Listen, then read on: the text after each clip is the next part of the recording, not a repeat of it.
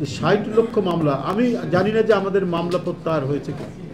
প্রায় উকিল খবর দেয় কালকে কিন্তু আসবেন, আজকে একটা মামলা উঠতে পারে। কেন আজকে আমাদেরকে দিনের পর দিন, মাসের পর মাস কোর্টের বারান্দায় আমাদেরকে লেফট রাইট করতে হয়েছে, আমাদেরকে কুইক মার্চ করে ওখানে হাঁটাহাঁটি করতে হচ্ছে, নির্মমভাবে আমাদেরকে এজলাসের মধ্যে দাঁড় করে রেখে, যে আমার ছোট ভাই তার কি নির্মম নিষ্ঠুরতা, সে আমাদেরকে যদি আমরা বেঞ্চে বসি সে ধমক দিয়ে বলতো যে কাঠগোড়ায় বসা। আমরা কেউ মার্ডার করে, আমরা কেউ সামাজিক অপরাধ করে আদালতের কাঠগোড়ায় দাঁড়ায়নি। ব্রিটিশ আমলেও দেখেছি রাজনীতিবিদদেরকে একটা সম্মান দেখাতে, সেই সম্মানটুকু শেখ হাসিনার আদালতের বিচারকরা সেটা করেনি। আমাদের জোর করে, জবরদস্তি করে, পুলিশকে দিয়ে আমাদেরকে কাঠগোড়ানোর মতো দাঁড় করিয়ে যত ধরনের অপমান, যত ধরনের লাঞ্ছনা করার দরকার সেটা করেছে।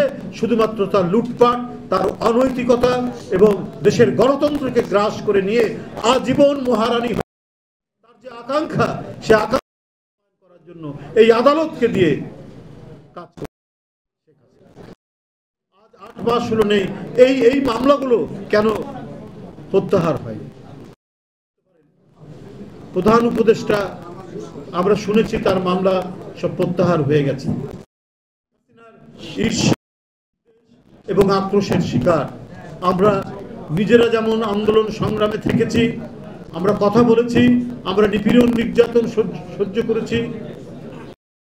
উপদেষ্টা তার উপরে হয়েছে, ২-১ উপদেষ্টার উপরেও নিপীড়ন নির্যাতন হয়েছে। কিন্তু কথা হলো যে তাদের যদি প্রত্যাহার হয়ে যায় তাহলে এই লক্ষ লক্ষ মানুষ, একটা বিরল, মাহাদি আমিন ঠিকই বলেছে যে পৃথিবীর অনেক দেশ আছে, ডেনমার্ক তার লোক সংখ্যা মাত্র 5 মিলিয়ন, মাত্র 50 লাখ, আর আমাদের নেতাকর্মীর নামে মামলা 60 লাখ।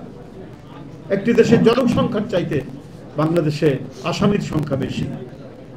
তো কেন এটি হবে? এই প্রশ্ন তো হতেই পারে, এই প্রশ্ন তো করতেই পারি। কখন দেশের এই বাংলাদেশ একটা স্থিতিশীল শাসনতান্ত্রিক পদ্ধতিতে চলে আসছে না অনেক দিন ধরে। কখনো ডিক্টেটর আবার তার বিবর্তন হয়ে সে আবার ক্রমাগতভাবে ফ্যাসিস্ট হয়ে, যারা এই ফ্যাসিজমকে প্রতিষ্ঠিত করতে সাহায্য করেছেন তার মধ্যে অন্যতম হচ্ছে আদালত। জাস্টিস খায়রুল হক, জাস্টিস আসাদুজ্জামান, এরকম অসংখ্য না। এরা সবচেয়ে নির্দোষ যে নারী, জনগণের পক্ষে সংগ্রাম করেছেন নিরবচ্ছিন্নভাবে, শত নিপীড়ন নির্যাতন ভোগ করে জনগণকে ছেড়ে যাননি, মাটিকে ছেড়ে যাননি। এদেশের মৃত্তিকা, পানি, বৃক্ষ, এদেশের পাখি, এর মধ্যে যিনি নিবিড়ভাবে মিশে আছেন সে দেশনেত্রী বেগম খালেদা জিয়ার বিরুদ্ধে মিথ্যা মামলায় আসাদুজ্জামান তাকে সাজা দিয়েছেন।